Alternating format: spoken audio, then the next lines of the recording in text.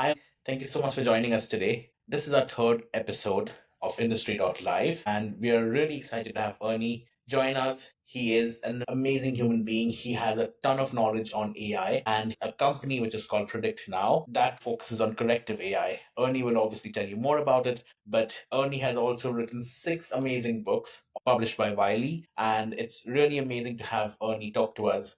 Thank Ernie, can you. you please tell us about yourself? Thank you, Sumik. I'm very grateful that to be invited to speak to your audience. Very excited. Thank you. Could you tell us a little bit about what your company does and about yourself and how you got to where you are right now? Sure. Well, I my education was actually in physics, but I realized pretty quickly in grade school that I'm really not cut out to be a very excellent physicist. So I found a new passion there, and that was machine learning. So actually, my first job was in conducting machine learning, in particular language modeling research at IBM, and that's actually something similar to what OpenAI is doing today, except with a few decades old technology.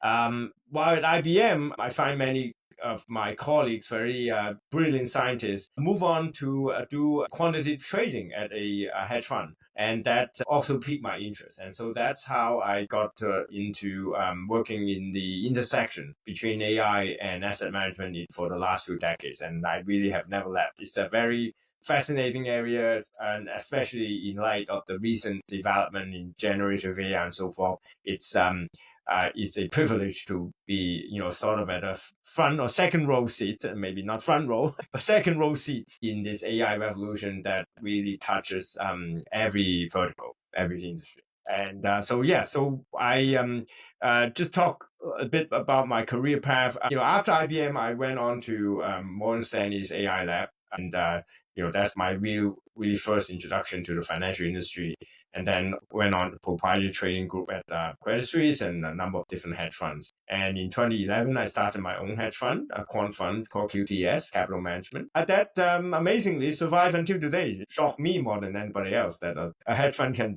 continue to be profitable after so many years. Survival rate in this very competitive industry is low, but we survived. And but we also discovered that a all this hype about AI, one has to tread very carefully. When I was first introduced to applying AI to the financial industry, I think that, well, with what we know about AI, you should be a priest to predict prices and predict returns and so forth. That turned out not to be the case. So we were kind of in the wilderness, as are many other people for decades, until 2019 or so, where we realized that one of the best use case for AI as applied to asset management is not in necessarily directional prediction, but it is in risk management and in optimization. And so we applied that to our fund, and we got some good results, and still turning out good results. We had not had any problem for the last few years. And so I decided that, hey, this is so exciting that we see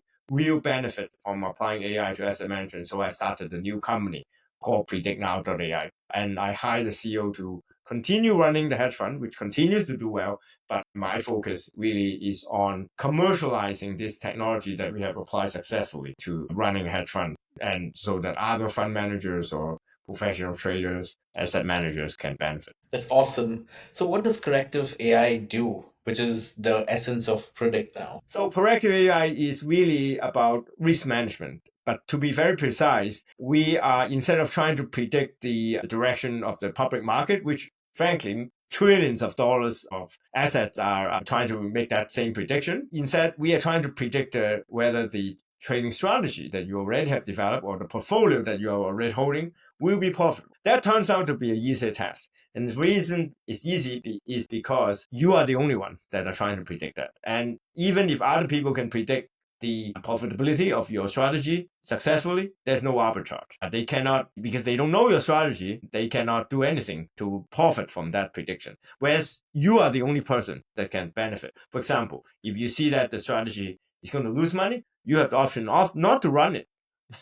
That's of great benefits, but essentially it's the same benefit as a superior risk management program. So that's what corrective AI is. It should compute the probability of profit of your strategy over a defined period using any number of predictors. Essentially, it's a supervised learning program. but with a large set of features that span multi-asset classes and time frame in making this prediction.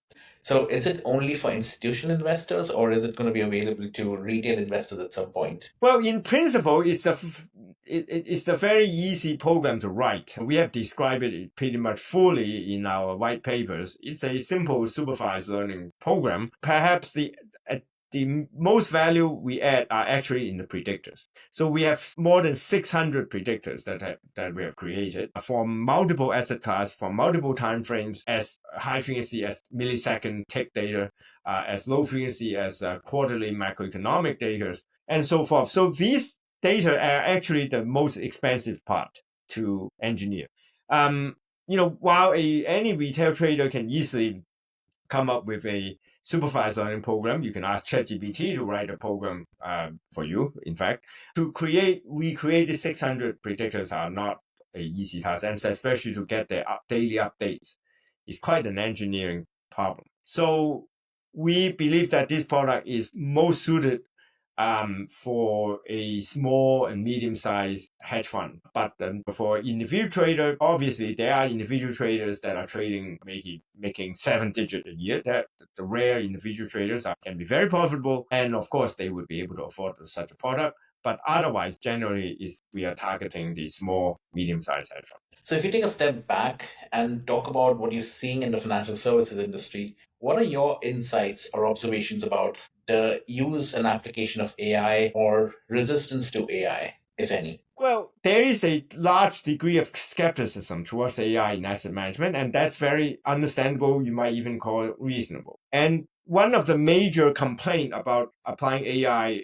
to asset management that there's not a lot of data, and so it's very easy to overfit. So whatever model that looks good in the past doesn't work in the future because of the limited trading data.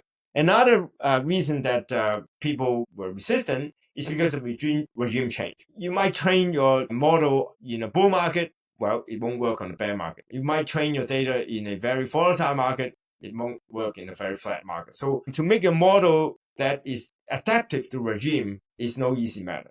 But there are solutions to this. The solution to the first one is, in fact, what we have now found to be generative AI. Generative AI can overcome the data scarcity problem in a very interesting way.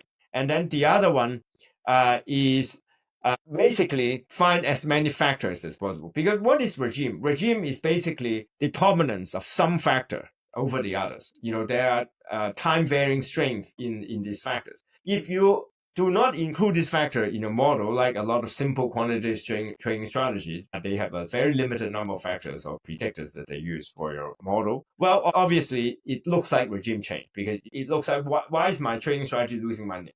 They don't have any information to understand it.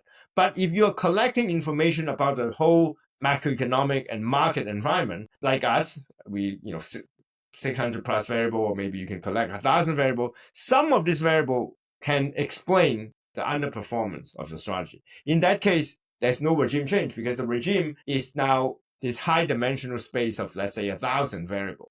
So nothing falls out of it. It's like you have information on everything. So there's no change because you capture everything, all the risk factors that affect your strategy. Nothing is unexplained. You can explain everything. Is it because of interest rate, because of volatility, because of tariffs, because of consumer sentiment? There's an explanation for every day how your strategy perform, and that is a way to overcome regime change. Really, it is really a marriage of big data and machine learning that can overcome this sort of regime dependence. It sounds like your product is obviously very sophisticated. How do you see that sophistication translate into something that companies or hedge fund owners can understand?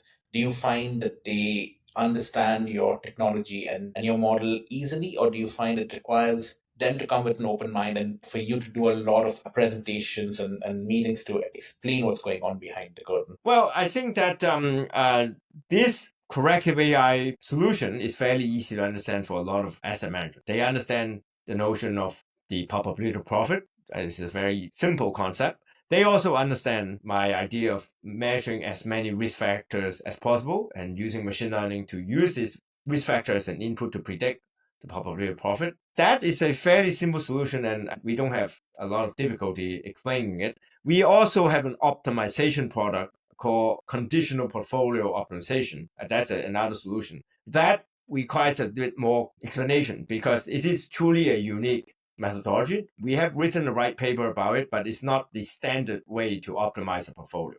So a lot of senior quants are resistant because people tend to either believe in the conventional methods or they believe in their own methods. So when you have proposed a method that is not the mainstream and you say that, well, you invented it, well, typically there's the not invented here syndrome. So it is more difficult to convince some of the more established firms to adopt it. But we have some early adopters that are seeing good result from even that more advanced optimization solution. So I think at some point the public would want regulators to think about how how models synthesize data and use it to trade versus the mass variety of people who are in the public who don't have access to that data or don't have access to those kinds of models. Well, so it's really depending on the on your objective. I don't believe that every investment strategy requires a lot of data. Sometimes a superior model is better than a lot of data, and other times is the opposite.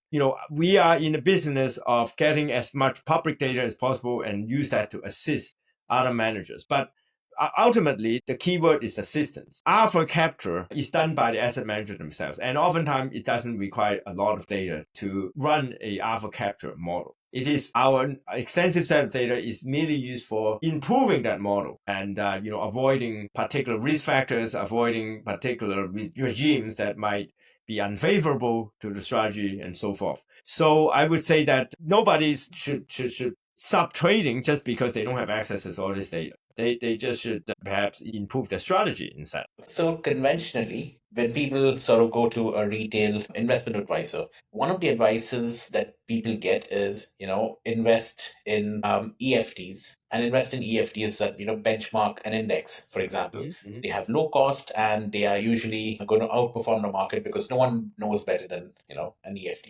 That's the conventional wisdom. But obviously, hedge funds perform better consistently. Do you think these models that are now available in the market, including yours, will give hedge funds a bigger alpha? Do you think that's going to happen and that's what we're going to see in the future? And do you think more people should try to consolidate assets so that they can invest with a hedge fund in some way? Well, I mean, hedge fund focuses on generating alpha, as you pointed out. Alpha is the outperformance, the excess return over a certain benchmark, over an index, for example.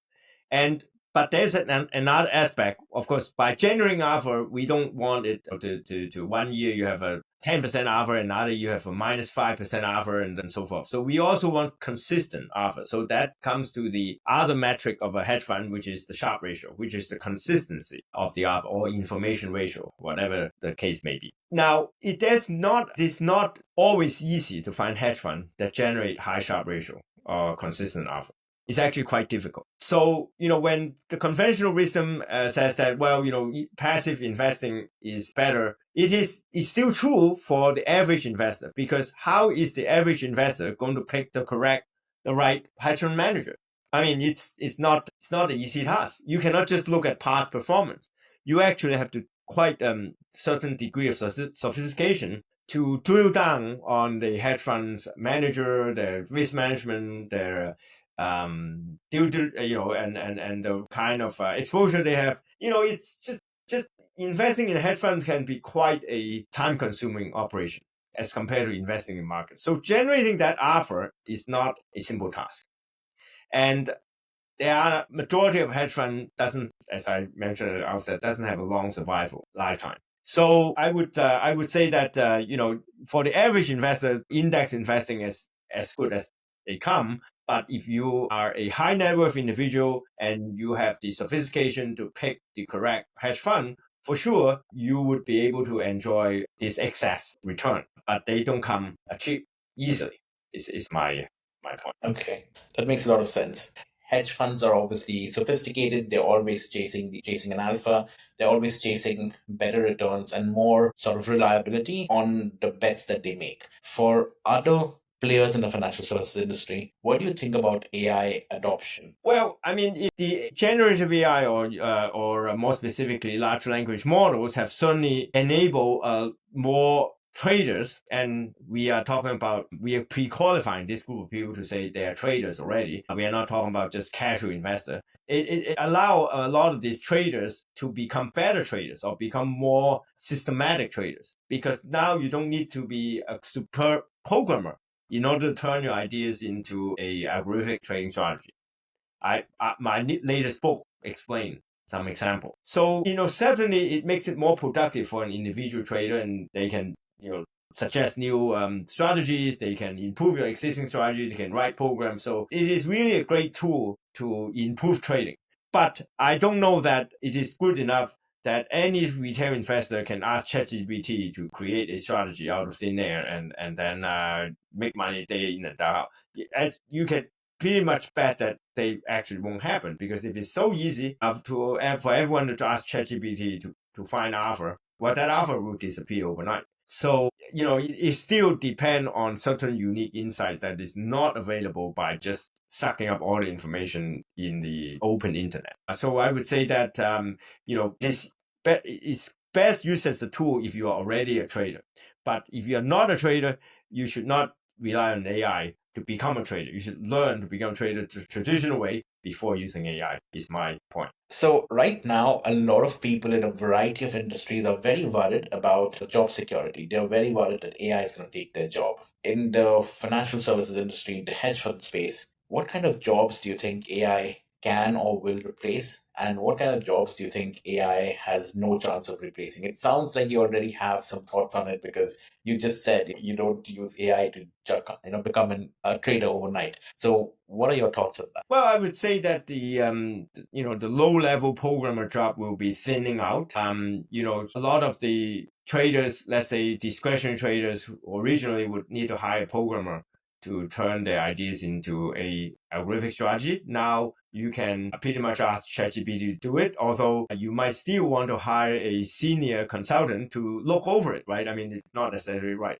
but you would just pay for a short number of hours, at a higher rate per hour for the review, rather than paying for weeks of development time for a junior programmer to put it together first place. So I think it's the junior programmer job would be the first to disappear. Okay. What do you think will set traders apart in the future once AI sort of becomes an everyday reality for everyone? Well, so I would say that, you can think of trading as a zero sum game in some sense, except for if you are a long only investor, or your gain is really track the general economic growth of a particular country. When AI is prevalent and you have robots training against robots, certainly it will just accelerate the disappearance of inefficiencies in the market. It's essentially you have to help take out this inefficiency. So definitely the market is going to be more efficient, but does it mean that it will be completely efficient? Not necessarily, because the economy, fortunately, is not a closed stationary system. There are always new changes, regulatory change. I mean, AI itself is a change. Just the presence of AI will change certain economic laws that maybe, certain maybe labor elasticity and whatnot, response to, price increase or supply chain constraint and so forth. So that kind of evolving rules of the market, evolving rules of the economy will always leave some room for inefficiency. So AI can certainly exploit known or existing inefficiency, but new inefficiency are being created daily. And I don't, because AI need to be trained at this point, it does not have the high level conceptual intelligence that people have. So they are not able to necessarily exploit the new inefficiency that come into the market. When and if AGI, artificial general intelligence, come into existence, that means that they have as high a level of conceptual understanding as human or better. Well, of course, then you just have created a bunch of new traders. You can essentially treat them as human traders. It's not AI or even superhuman traders. Then, of course, at that point, they would be able to detect new inefficiencies as they appear, or maybe even faster than human. And in that situation, you have, superhuman trading against superhuman. Maybe the alpha will completely disappear at that point. But we are not there yet. Would it be possible for you to give us an estimate or a guesstimate of when AGI might be available? Well, I mean, I'm no expert in this matter, but if you read about all these AI gurus from OpenAI to Anthropic to Microsoft, some people give 5 years time frame, some people give 10 years time frame. So it's anybody guess. I maybe closer to 10 than 5 because people tend to be always over optimistic. They have been saying that self-driving car is around the corner, but I may be willing to put myself in a self-driving taxi by Waymo, but I am not willing to be a test passenger in a Tesla robo taxi at this point. So you can see that self-driving car is not yet, a established part of the society. And yet people have been predicting that they would come, like since 10 years ago. So you can see that when they predict that AGI will be coming 5 to 10 years, well, it's safe to say that maybe you should add 10 years to everything. Okay. So one of the books that you've, obviously written is on algorithmic trading. And I had a question about, so in the early days of algo trading, people focused on arbitrage because that was one of the easier things to achieve safely. With AI in the mix now, what do you think is the easiest play for AI to achieve? What are some of the low risk strategies or bets that AI is placing to help traders make a certain amount of, like, basically just a certain percentage of return on capital? Well, it is, yes. When we say that, what is a safe way to generate return on capital, we are really asking for high Sharpe ratio. Safe actually means low volatility. A low volatility rate of generating return. So essentially, it comes to how do you generate high Sharpe ratio. And arbitrage is still the best way to generate high Sharpe ratio. It's better than risk. It's better than the factor model, for example. It's better than trend following model, directional trading. It's definitely better than long only strategy. So if we are talking about high Sharpe ratio, arbitrage is the way to go. And do you think AI models can help with that? Whether or not yours does that, that's different. We're just asking because you know about the market very well and very intimately. Do you feel there are models out there that can provide arbitrage for a lot of traders? Well, for sure, yeah, there are many company running profitable arbitrage strategies, some with the help of AI, others without. So it's apparently far from a fully, exploited category. Okay. In terms of companies, investing in AI, do you see a particular trend in companies in particular geographies like North America investing in AI versus Asia, or do you see AI being a global trend or any other trend that you see in the financial services space when it comes to AI? Well, I mean, there are multiple centers of AI research here in Canada. We have at least 2 or 3 centers in the US. You can say Silicon Valley is one, and Boston is another, and New York is a third, and so forth. So, and that's not to mention Asia and Europe. So I don't believe that there's a sort of a monopoly of AI ideas and technology. In a country as small as Canada, we have, at least 2 Turing Award winners, pioneers in AI. So, if you look at, for example, China, you have a hedge fund manager that managed to produce a model that competitive with multi-billion-dollar of investment. So there are AI ideas coming out from nowhere from every country possible. So I don't know about how to invest in this industry because all I know is how to learn from the best and put that to our own use is more my focus rather than how to pick the winner in this AI race. Okay, that makes sense. So a lot of times, what you're alluding to, where you're saying AI is going to work with the trader, is augmented intelligence. With augmented intelligence, do you feel people need a bit of a nudge to go in that direction, or do you think that's a natural progression and people naturally are inclined towards using AI and leveraging AI? Yes, I think that The reason I started PredictNow.ai is because we find that augmented intelligence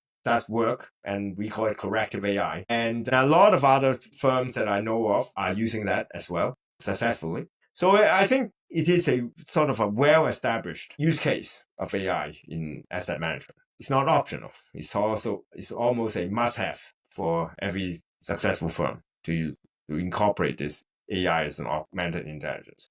The only question is whether a self-driving or self-trading AI agent can replace existing strategy. That is much more difficult, and that is much harder for many people to accept. And in fact, they are right not to it on face value, because the success rate has not been impressive. To put it that way, a fully self-autonomous trading agent. Unlike trading gold, that we know that AI can have beaten every human in Go, in chess, no problem.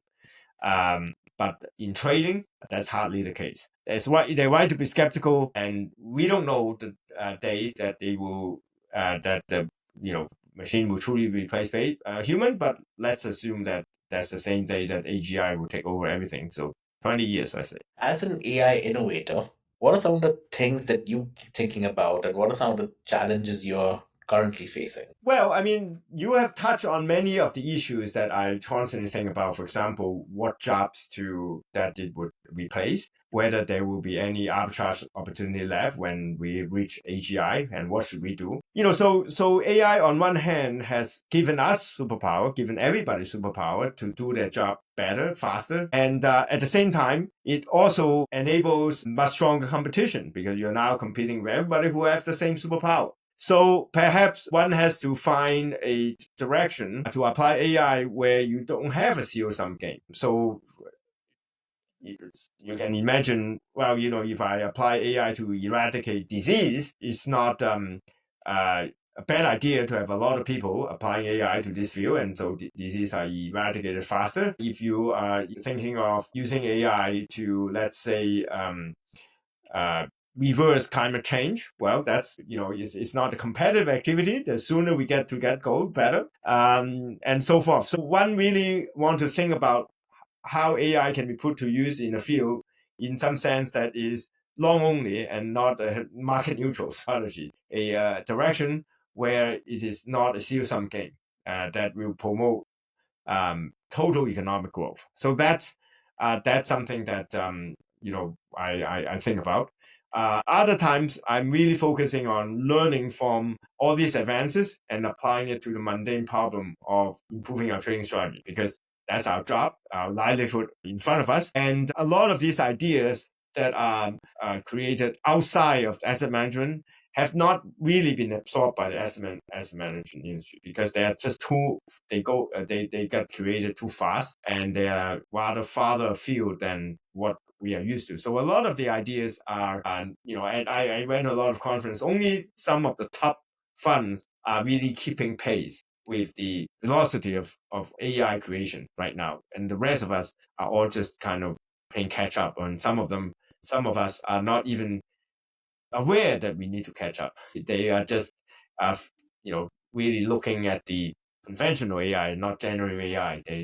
There's still a big gap in understanding Gen AI, even at this time. So I would say that for us in asset management industry, is really the task is more on focusing, understanding what other people have done in other verticals um, for now, and not think too much about whether our job will be eliminated. At least I don't think that it will be eliminated in the next 10 years. That's very reassuring. So, in terms of regulations, there are a lot of regulations around AI across the world. Every country wants to limit it in some way, protect people, information, privacy, all of that. In your space, what do you feel about regulations? How do you see them? Do you see them as limiting? Do you see them supporting you? Do you feel there are blind spots that the government has where things are difficult for you to work through? What is it that you feel about regulations in the current space, especially in North America? Well, I think that some degree of regulations are important. I mean, in the financial industry, we have a lot of regulation. Regulation have made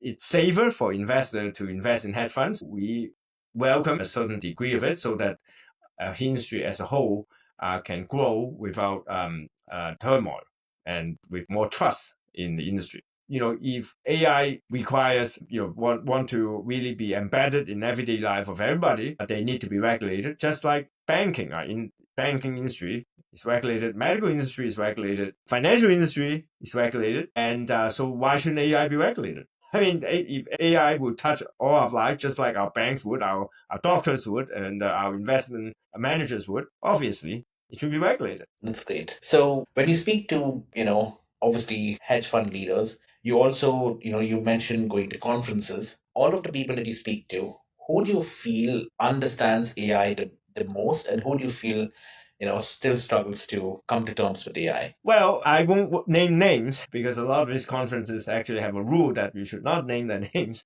But I would say intuitively that the largest funds have deeper understanding. The largest banks have a better understanding, and lesser funds have lower level of understanding and adoption. Is the general observation. Okay. Is there anything that you find yourself repeating to any of your audiences constantly when it comes to AI? Is it something about the safety of AI? Is it something about reliability? Is it something about not fearing AI? Is there a message that you find yourself repeating to your audiences whenever you talk about AI? Well, I think that the main theme is really demystifying AI and broadening the opportunities that AI presents. So a lot of people, even in asset management, when you mention, I think generative AI is important, they say, oh, well, we use a ChatGPT tool and it's so, but oftentimes they forget, well, generative AI is not equivalent to chatbot. It's not even equivalent to large language models. Generative AI is a sort of paradigm shift in how AI is being used. It is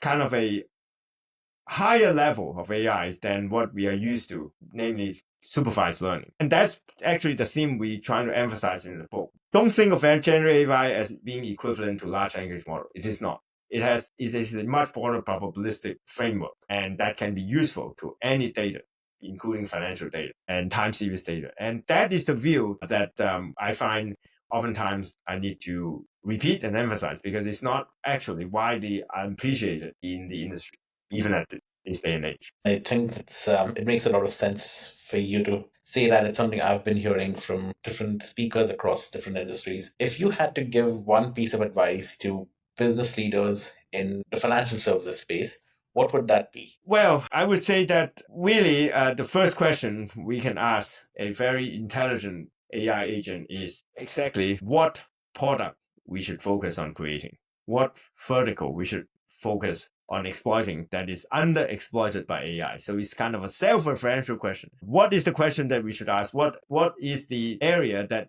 AI has been underutilized that we should find the most value add in applying AI? And that is the high level question we should ask a truly intelligent AGI system. We've spoken a lot about AI in the hedge fund space right now, and we've spoken about AI in the work that you're doing. Are there are there things that are not talked about or asked you about yet? No, I think that these are great questions, and it covers all the relevant aspects that I can think of. Okay.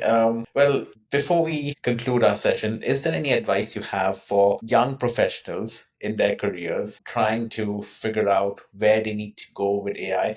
Because right now, what we see in Canada, the US, even Europe, a lot of people who are mid-career executives, even they are rethinking their career path because AI is disrupting what they do. A lot of people in the PR space, media, they're all rethinking what they should be doing in their career if they want to have a career for the next 30 years. So, what would be your advice to them, and what would you say to them? Well, my advice is to start having a conversation with your favorite chatbot and discuss your career. The chatbot has absorbed the wisdom of the entire internet, and all the information is there. And if you engage in an in-depth dialogue with it, you might get some ideas of what area to apply your expertise. It might surprise you, some of these suggestions. Sounds like good advice. Thank you. All right. Ernie, I'm so grateful to you for your time. I'm really impressed with all the knowledge you shared with me. I think I have plenty of notes to go in and do more research on. I'm really excited. It's an honor to speak with you. Thank you for joining us today. Thank you, Sumit. It's my pleasure.